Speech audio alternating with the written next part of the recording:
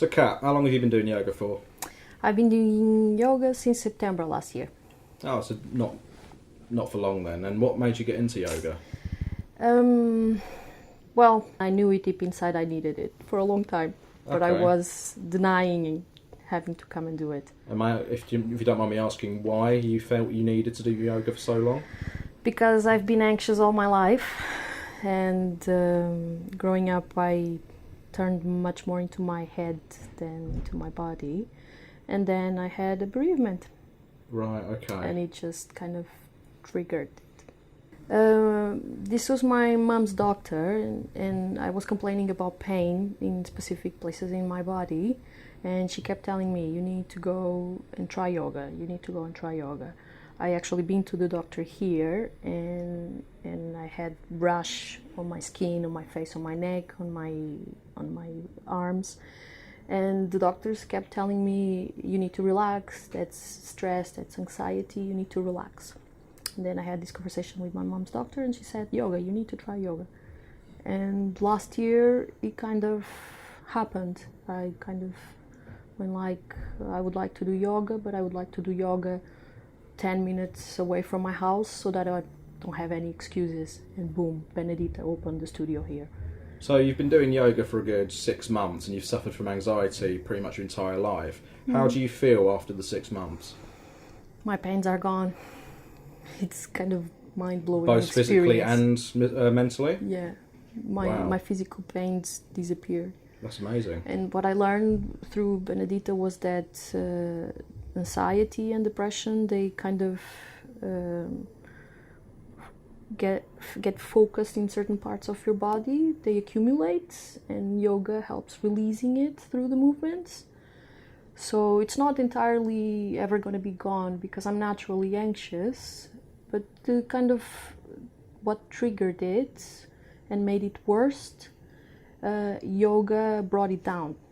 Okay, when I started, I had kind of a dark gray cloud above my head. I was hunching, I was being pulled down, and it kind of cleared everything, and I feel much better now.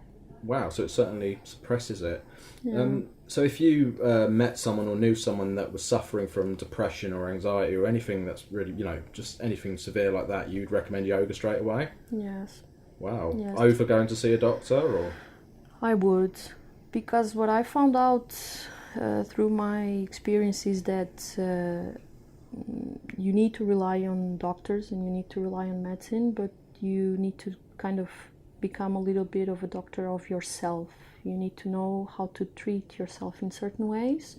And I've seen friends going through medication. I've seen family members going through medication, and I never went into any kind of medication because I somehow thought that I had to kind of find a way myself. And that's when I met Benedita and when I heard about what she and Ian were doing here in the studio, it kind of called to me because she kind of had the same principle. I need to find a way to get myself out of this dark cloud, and that resonated with me. So I'd say this is a very good way to kind of start clearing away from anxiety, stress, depression. The number of the statistics of mental health in young people has actually risen drastically in the last 3 years. Why do you think that is, and do you think social media has something to do with it? The first thing I would say is we're not being developed into being emotionally comfortable. The second thing I'd say is we're focusing too much attention on social media and comparing ourselves to what we see in social media. And most of it's not reality. Reality is going to coffee and have a coffee and talk with your friend, your family.